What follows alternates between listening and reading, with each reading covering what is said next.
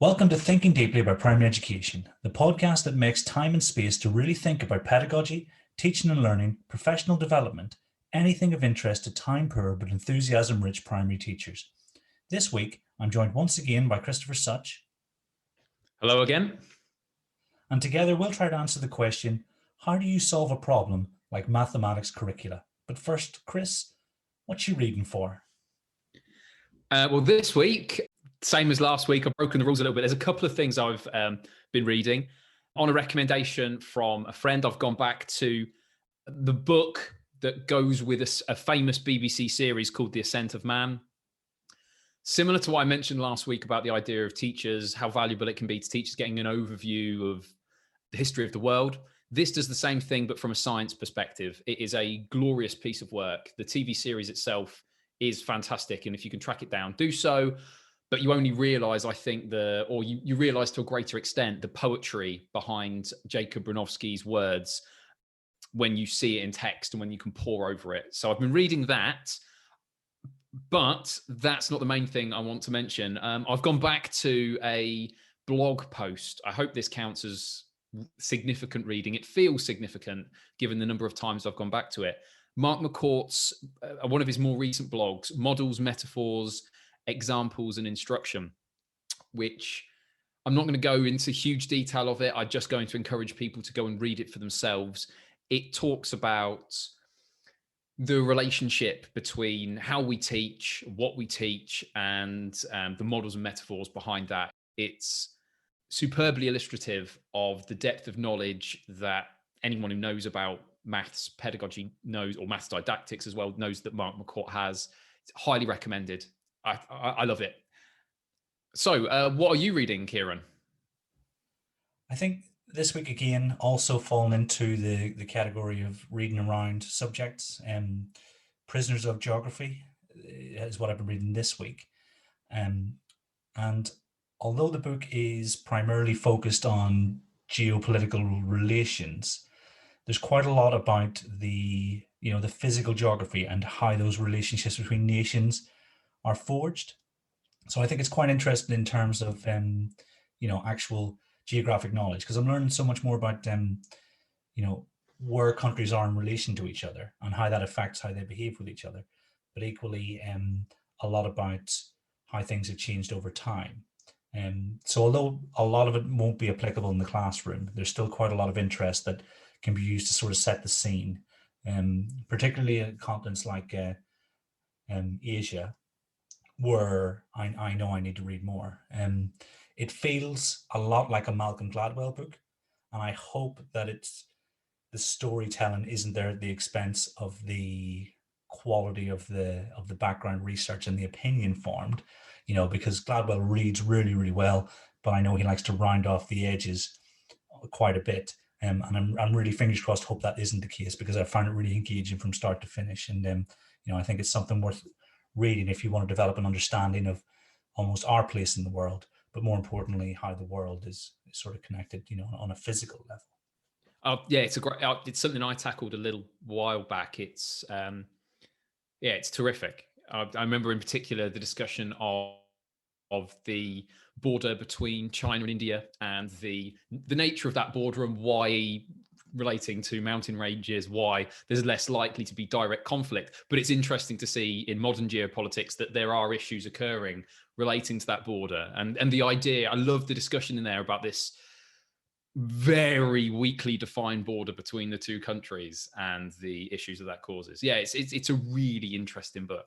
I had a lot of time for that. It's on my Kindle, but I think it's possibly one that I regret not buying physically because of the nature of what it talks about, because of how many references there are to maps that I imagine that start each chapter.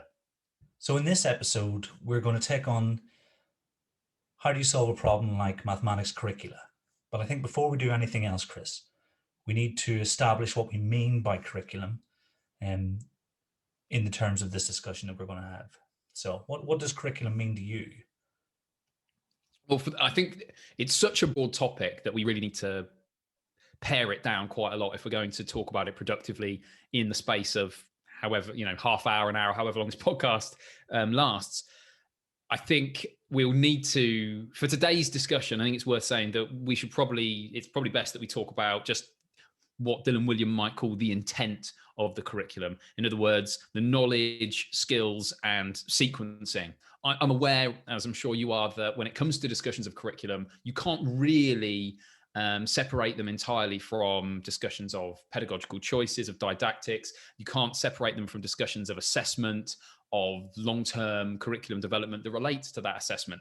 But for today, what we're really talking about is, what is it you've got planned out? For want of a better phrase, what have we got on paper or the digital equivalent that says to teachers, this is what you're going to teach, and this is the sequence in which you are going to teach it. So not the implementation or impact stuff or CPD and all these other really important stuff related to curriculum, but just that knowledge, skills, and sequencing is what we're going to be discussing today.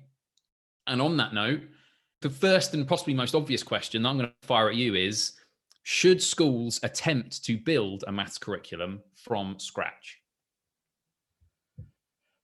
Great question. I think for me, the absolute answer is no, they should not. Because I think the time it would take to construct a curriculum that is sufficiently coherent and includes sufficient opportunity for pupils to get to grips with, the real fundamental, but also the meaty parts of mathematics, will take a very long time. You and I have had this conversation before, where I talk about it would take, a team of experts quite a significant number of years if they were to just sit down in a room and try and hash out a curriculum, until they'd finished it.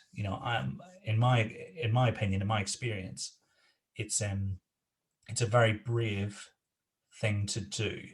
I'm just going to interrupt there. Brave for those people who've watched the show, brave in the yes minister sense. Oh, that's a brave decision. Yeah, good idea. Sorry, carry on. I couldn't resist. No, and yeah, I choose brave because sometimes people won't have a choice.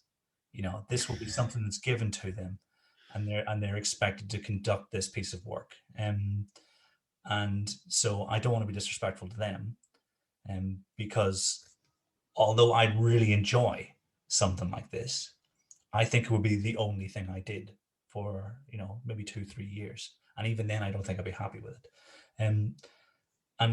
But possibly the greatest reason is because tried and tested curricula already exist in a number of forms. And so in terms of opportunity cost, if we are to spend the time that's necessary to make something of a really, really high quality, can we justify the fact that we've put that manpower into something that already exists? Because, and when I talk about textbooks and how each jurisdiction around the world has its own unique combination of pedagogy and content, and if we can think something, it's probably being done in either some state in America, because they're all quite autonomous, done somewhere in Europe, somewhere in Asia, so that it makes the needing to make something an obsolete behavior. I don't know if that's proper use of obsolete, but it's something we don't need to do. And so in terms of preserving the time of our teachers, because our maths leads are normally going to be teachers, I think it's unwise use of time. And so for me, I think things that work and work really well exist. So I think we should use those. What about you, Chris? Yeah, I mean, the expression that comes to mind is reinventing the wheel, but that seems unfair given the nature of what we're talking about. It's more like reinventing the internal combustion engine. It's so complex that the idea of someone, an individual person, or even a team within a school sitting down and saying, without reference to other established curricular products that exist, that we're just going to put something together, even if you did a fabulous job of that, what's going on with the rest of the school in the half a decade that that's going to take? I've seen in the past some pretty brave attempts to put something together, but so often what ends up being put together, if it's made from scratch, is a product or a sequence that simply lacks elements of the curriculum, that hasn't thought about the sequencing of manipulatives, that just has, it's just missed out stuff. As we're going to talk about a little bit later on, there are so many tiny bits and pieces. There are these minutiae that you have to think through from, well, if we're measuring things in year 2 with rulers, are we talking about to the nearest centimetre? Because if we're not, then we have to make sure that children have learned about decimals or fractions, which is too early for year 2. And there are thousands upon thousands of these tiny decisions that have to go in the right place. Now, I can imagine someone who's listening to this thinking, well, obviously we're not going to build from scratch. We've got the national curriculum. And yes, that does provide a sequence, no doubt. That gives you something of a jumping off point, but it's barely even a skeleton to work from if you are genuinely thinking about putting together a curriculum for your school. There are things out there. None of them are perfect, but all of them are going to provide you almost certainly with a starting point that is better than a blank piece of paper or just the national curriculum. Yeah, I think we have quite rich discussions online and in person to an extent about the nuances of curriculum sequencing. Like the most recent one I can think of is when we were talking about number lines and where they feature. And I don't think you get to have that level of thought if there's nothing there at all, because you were just thinking about, well, what are the basics I need to get into this curriculum? What's the fundamental sequence? And then, as you say, only when you've got something that exists that you can consider in reference to other points can you think about, well, when does money and decimalization feature in this? Is that year 4 when children are learning about the place value of decimal numbers, or is that in year 2 where, for instance, the English national curriculum, correct me if I'm wrong, suggests that it should be introduced? You're dead right. Year 2 is where they talk about children understanding different representations of number, including the number line. So, yeah, and again, interpreting what that means, because some people interpret that to mean, well, they need to be able to do calculations using a number line. Well, that depends on how you want to interpret that. I see it more in a place value side of things. I'm not hugely a fan of number lines in year 2. But again, I think this speaks to something larger in that, as you say, if I were to sit down and try and build a curriculum from scratch, there's no doubt that I would make what I now consider to be errors, like putting number lines in year 1, because I would be so concerned with everything I needed to do that I wouldn't have the time to deal with the bits and pieces here or there. Yeah. But so, yeah, the short answer I think we both agree on is absolutely not. Do not attempt to construct your own maths curriculum without reference to, a lot of the excellent bits and pieces, the excellent curriculum products that already exist. And so, what are your guiding principles for assessing the efficacy of a curriculum, or creating your own if you need to? And what do you seek to avoid when bringing in a curriculum? It's a really difficult question to answer. I've taken notes on it in preparation for this, but despite that, I'm no doubt going to miss out things. I would say first and foremost, my guiding principle is you have to look at sequencing. If someone's made something, if we're looking at the efficacy of something that's already been made, the first thing I do is I just pick random aspects of this curriculum and then start to say, oh, okay, have the prerequisites been taught? Have they been there in good time? If they're using particular models or manipulatives in order to teach these, have children got the requisite experience, etc.? And then where is this going? What does this support further down the curriculum?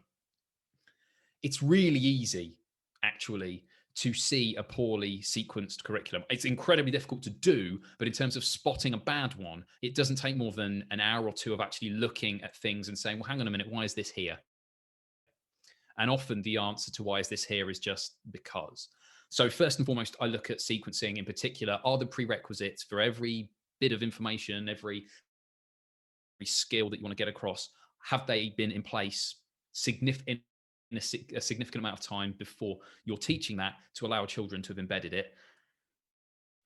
This could go on for a while, Kieran. I hope you don't mind. I've got quite a few. So that'd be my first one. Sequencing. The second, early maths. That I've seen a few curriculum products that exist and that are otherwise excellent. And I've also seen some curricula that schools have constructed where the early maths stuff just is not strong enough. If in doubt, look at the NCETM spines, look at learning trajectories in particular, fabulous website and wonderful accompanying books. So early maths are the things like supertizing, which we've just discussed before, principles of counting, number sense, that crucial development of spatial awareness that begins in EYFS, but does need to be built upon, of course, in year 1 and year 2. Is that all there? It sounds obvious to say. It isn't. Sometimes it isn't just a case of how well done is this. It's just, is it there? Is supertizing discussed in the curriculum? Beyond that, I would talk about the next thing would be development of mental skills over time. Specifically, how are you building up children's understanding of number bonds and then their application, and then later in the curriculum, multiplication tables and their application. And so when I say the application, obviously I mean things like, if you know 7 and 3, can you apply that to 70 and 30, 0.7 and 0.3? What's that progression in mental arithmetic like? That's massive, and I think doesn't often get the attention it deserves. I'll mention one more, and then I'll bring you in, because I could talk about this for hours, but a sensible progression in representation usage is a red flag to me if that's not something that's been thought about. You see schools introducing bar models in, say, year 3, and we're going to introduce these because we're now working on word problems. Well, okay, you're a couple of years too late, at least. You need to be introducing them with numbers that children are comfortable with further down the school, and seeing them just as a way of representing calculations before you can use them as a tool with word problems. So bar models are just one example, but what is your progression of representation usage?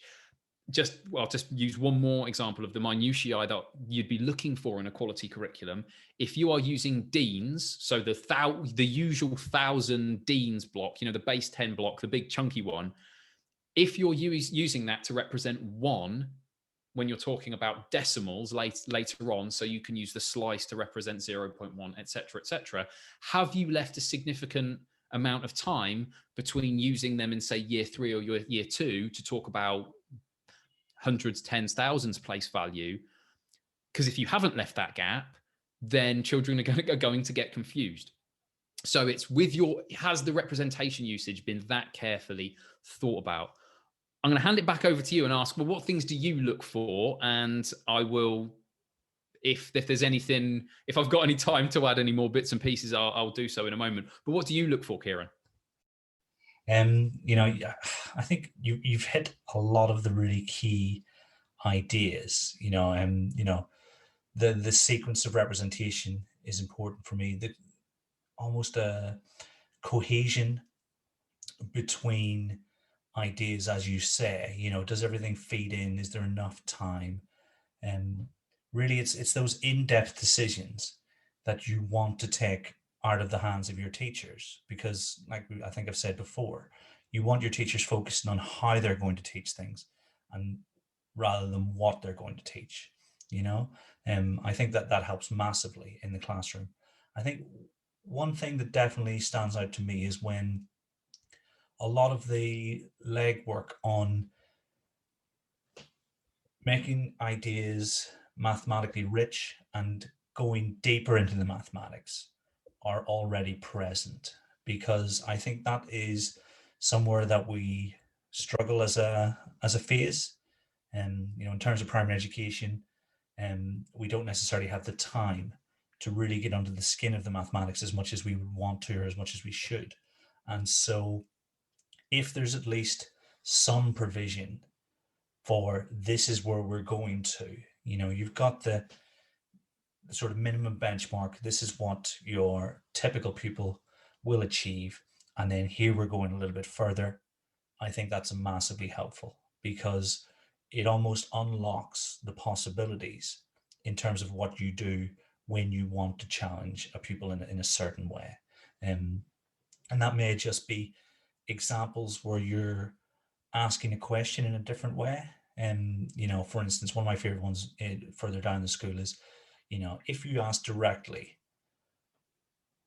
which number bond while giving one of the addends, and if you tweak that to ask what are the possible bonds, then you've unlocked a different type of thinking about that problem. Does that make sense? I don't know if it's really hard to get across in words, but say No, I know exactly what you think. Yeah, what you mean. Yeah, asking a child, what goes with 17 to make 20 is a very different business to what different ways are there to make 20 using integers, if that's the age group you're looking at.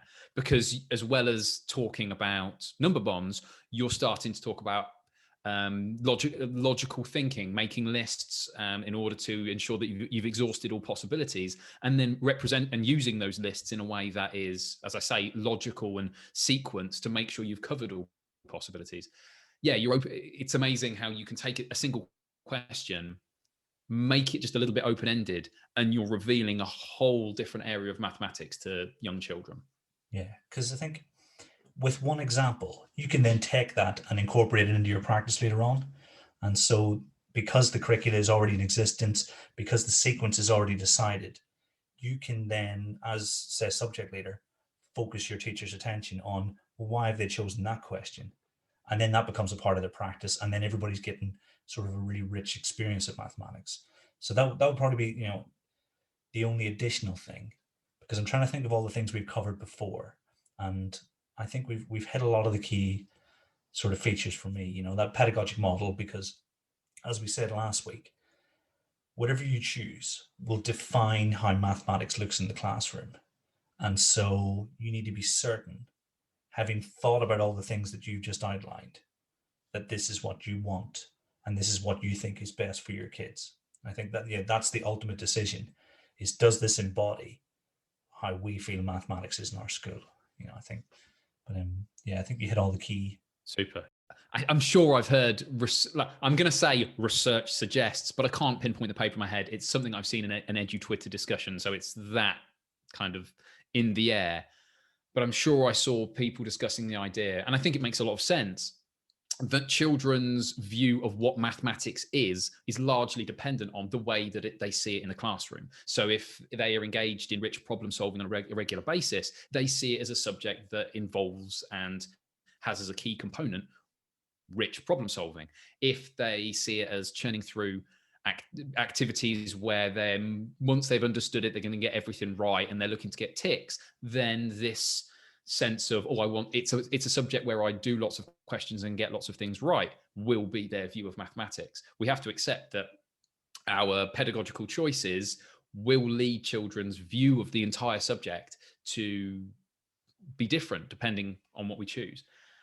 I would add, thinking about what you've said there, a few of the bits and pieces that I look for, or I would look for, if someone said, come and have a look at this curriculum, we've put it together, and maybe they've made a good decision and they've put it together in reference to something else that already exists.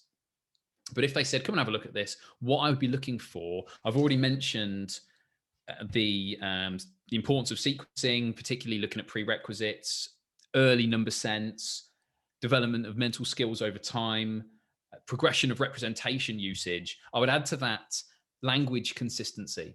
So, for example, if children are learning early doors to use words like addend or subtrahend or minuend, is that consistently used across the school? Because it's going to take some time for children to pick up these useful bits of vocabulary, should you choose to use them. And that investment is going to pay off, but only if that's part of your curriculum. If teachers in year 5 can rely on the fact that the children will know what a minuend, subtrahend, addend, etc. is. Beyond language consistency, it's going to seem a little bit niche that children, without reference to this phrase, I think their understanding of the field axioms and structures of arithmetic are things that you can start implementing into a curriculum right at the very beginning through the kind of things they do in the classroom. I think field axioms in particular, looking at commutativity and associativity of addition through the use of equipment, double-sided counters, etc. in year one, the children being able to understand almost inherently that 7 and 5 is the same thing as 5 and 7, and 70 and 50 is the same thing as 50 and 70, etc., etc. I would also look, and this is good, I know this leans in a little bit into an aspect we said we weren't going to talk about, but if I were to look at a curriculum, I'd be really keen to see some support for teachers in terms of pitch and variety when they come to teach an individual topic. I think if I think back to the lessons that I've observed or supported with, where lessons commonly go wrong with perfectly excellent teachers is pitch. And it can be because a teacher was moved to a new year group. It can be because they're new to the profession. But pitch is such a difficult thing to know until you've taught in that year group for a while. And I think part of a curriculum needs to support teachers in saying, oh, you're teaching halves of amounts in this lesson, say. Well, what are we talking about? Are we talking about halves of even numbers? Because we're getting into some trickier stuff if we're talking halves of odd numbers. Are we talking halves only of numbers inside 20? So children are applying their knowledge of their 2 times table, etc., etc. And that's where some support with pitch is so valuable. Yeah, that's a conversation I have with teachers quite a lot. Especially when we're looking at things like my turn, your turn, and why a question is similar to the one that we just modeled. You'll quite often find that there will be a key difference between what you've just done and what the pupils have done, when really you want to control for that, don't you? So that it's really interesting you mentioned that, because that's something I spend quite a lot of time talking to people about, because that's the level we can go to in terms of why have we made this decision. And so if, like, as you say, if you've got like a really carefully constructed sequence of questions available, then you give teachers time to think about it, then I think that's a sign of a really strong sort of curriculum that you've got, or the resources that you're utilizing in school. Yeah, sorry for interrupting, Chris. No, please. No, I think that makes a lot of sense. Another thing I think that absolutely, and it relates to something you were talking about earlier, something that is essential is that embedding of problem solving within a curriculum. I was tempted to say reasoning and problem solving, but I think reasoning in itself is a lot down to pedagogical choices in the moment. For those, I think the idea of talking about reasoning and problem solving is an episode entirely in itself, so I'm not going to go too far into this, but I think it's worth noting that teachers, ideally, when they come to teach a curriculum, shouldn't be hunting around for problems that they're going to include for different topics or for different lessons, because as soon as they're doing that, they don't have the time to plan the individual lesson itself, and they're not necessarily going to find something that is of the kind of quality that we would be looking for. And great problem solving resources are already out there. So putting them somewhere for teachers and then embedding them within a curriculum is a sign that this is a curriculum that has been thought through. So that's definitely one thing I'd be looking for when we were assessing whether a curriculum has done its job. Last couple of things, I think a curriculum being structured to allow for, and this is a phrase you might hear me use a few times in the future, realistic flexibility. Allowing teachers to say, no, that didn't work today, going to need to teach it again tomorrow, but at the same time, not allowing an experienced teacher to spend 4 weeks on this very small aspect of percentages. So a realistic flexibility, and obviously how that works will depend on what you have in school in terms of your curriculum. But if that's not in there and teachers are just plodding through, I'm doing this and then I'm doing this and then I'm doing this, and whether it works or not, well, it's going to be picked up at some point. That's not ideal. So I think the curriculum being structured to allow for that flexibility is important. And the final thing, and I think this links to the mental mathematics I talked about earlier, but I think it's worth explicitly giving its own moment, is the idea of thinking about what your little and often components are for your curriculum. When you come to teach something like number bonds, yes, there may be some key ideas and concepts that you want to discuss in the space of a lesson or 15, but that doesn't mean that those 15 lessons are going to help teach children to reach the point that they need to in order to reliably recall those number bonds. Having a little and often structure either to your school day or to your lessons that allows children to tackle something just for 5 minutes over the space of a few months, I think is essential. I think if you are trying to teach children their number bonds or their multiplication tables, and you're not saying, oh, okay, well, this is something we've started and we're going to be taking it a small piece at a time, be it through quizzes or games, however you do it. If you're not doing that little and often way of teaching these things that's going to take several months, then you're probably not teaching it for most children, frankly. Those would be my 10. I've just worked out that it is 10. The sequencing, the early number and early spatial awareness stuff, the development of mental math skills over time, the progression of representation usage, that consistency of language, getting in there structures of arithmetic and axioms and making sure that they begin where they're supposed to. Support with pitch and variety, making sure problem solving's in there, making sure the curriculum allows for realistic flexibility and little and often components that are clearly stated to teachers so they know which things they're going to begin in different year groups. All of those things are essential. And I think, if anything, me talking through those 10 things just hammers home what a complex business putting together a maths curriculum really is. Yeah, you say that, and even the job of deciding which curricula you'd like to utilize is complex based on all those ideas and all those things you're going to be thinking about. So if you're trying to do that from scratch yourself, it really is a mammoth task.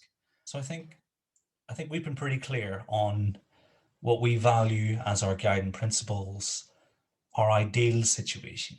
But I think we also need to take account of the reality that most schools will find, most leaders will find themselves in. What would your recommendation be for anyone who did have to create a curriculum from scratch, say? I mean, like you say, we've talked about what the ideal situation would be. I would say find a starting point, find a product that you can use as your starting point. I've not used it in a great detail, but I've read it quite closely. As a jumping off point for building a curriculum, I don't think that White Rose is the worst thing out there. I think that regardless of what you pick, be it White Rose or whether you go for complete maths, whatever you do, having something that can form a skeleton for your maths curriculum is always advisable over starting with just the national curriculum and building from there. And if there's literally no money, then like I say, White Rose is free. Have a look at it, see if it can support what you're doing. It's bound to be far better than starting from scratch. Yeah, that seems fair. Because obviously we've got our ideal situation in mind, but I think it's also useful to help those whose reality is that of needing to devise something that will support their pupils getting a really rich mathematics education. So I think that's a very good starting point. Yeah, absolutely. That leads us quite nicely to the final question of this section. What is the minimum then that teachers should be provided with? Cool. Well, I think I'll probably skip over stuff that we've covered in quite a lot of detail already. For instance, it's pretty clear that the sequence needs to be there. So teachers need to know exactly what they're going to teach and when we imagine they're going to teach it. Because that's time we don't have. I think, is individual lesson by lesson planning necessary? Sometimes it's helpful. For instance, like you say, if you've got a high quality textbook and they've sequenced everything to the nth degree, then I think it's really useful. But if you're given something in the middle, then I think that's where I've seen confusion arise from that sort of situation. We're given a broad overview, but not precise direction as to what the unit will look like exactly.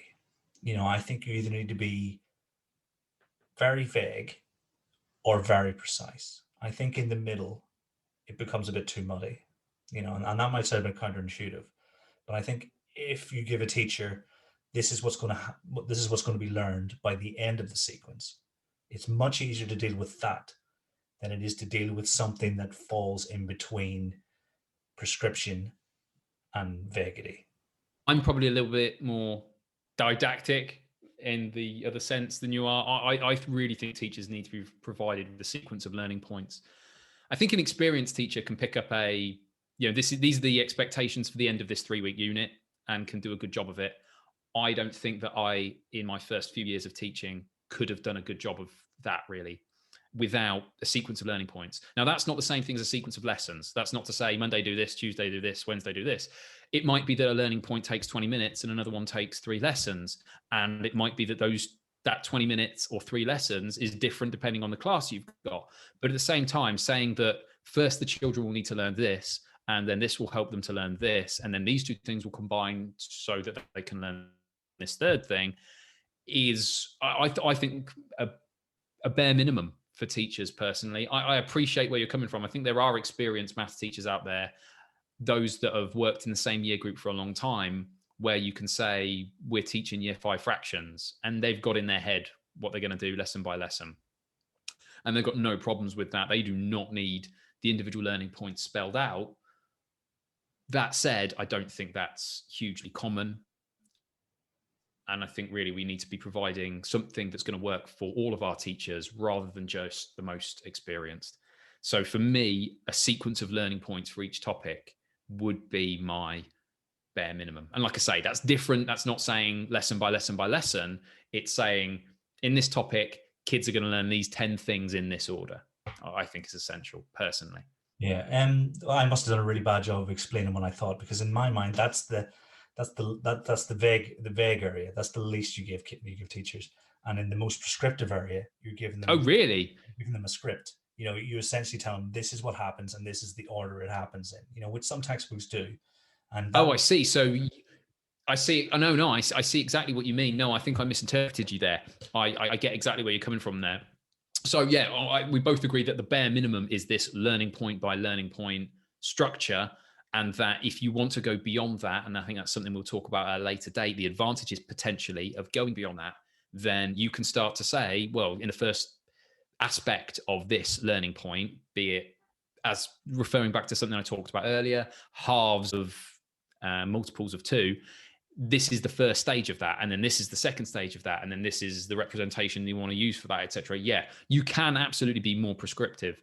I agree exactly with you then. The vaguer version, if that is a learning point by learning point thing. I think really where I got confused there was when you used the word topic, because in my head I think of topic as 3 weeks on fractions. That's what I mean by topic, whereas I think what you were referring to there is an individual learning point. So again, this is interesting, because this is where the importance of being precise with our language and making sure we have shared definitions across the profession within our schools is really valuable. So you don't end up talking across each other, as I unfortunately did just then, Kieran. Sorry about that.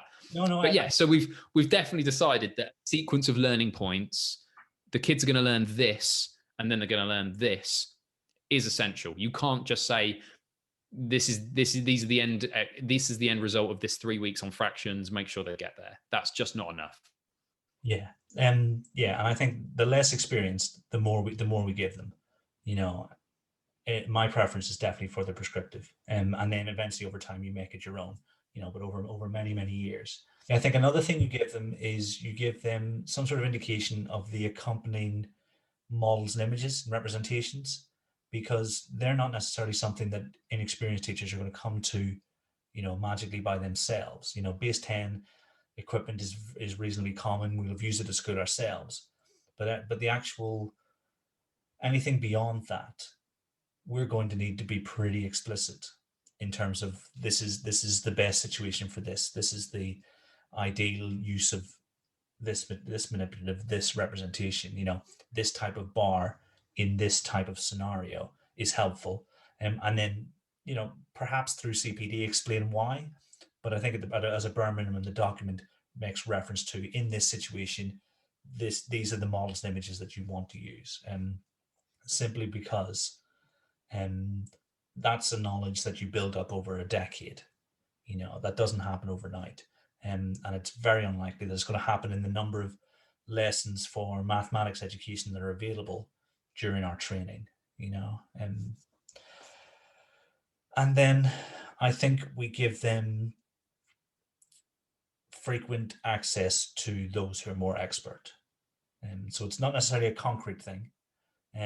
But for instance, we want our inexperienced teachers planning with someone who has walked that path before. Or we want regular meetings where they can talk about subject specific content.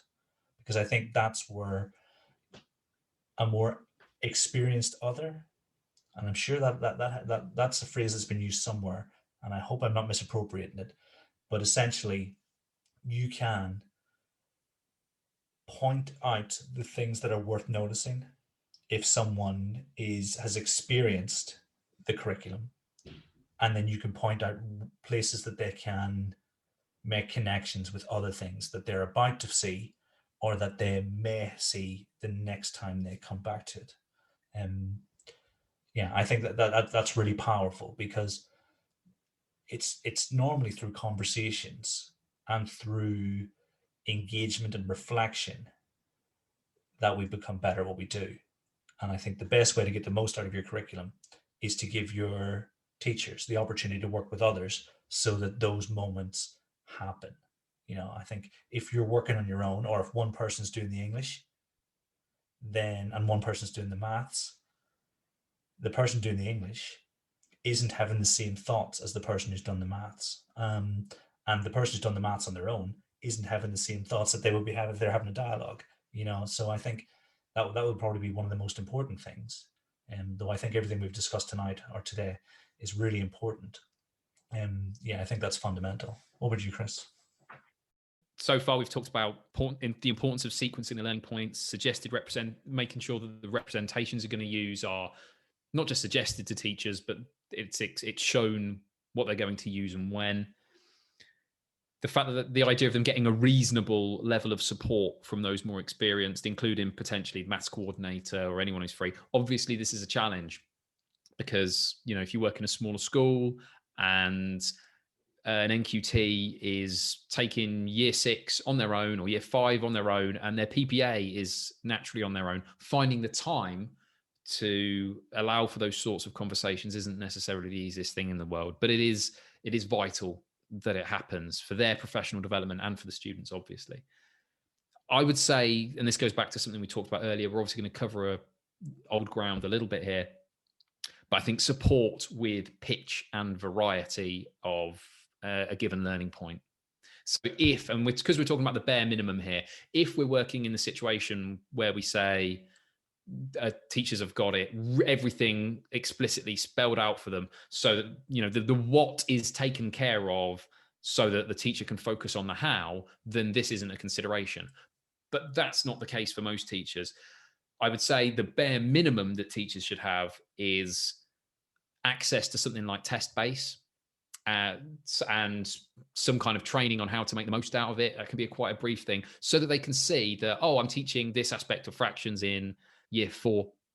This is what it looks like. Not just how difficult it is, but this is the variety of questions that the children might need to be able to deal with.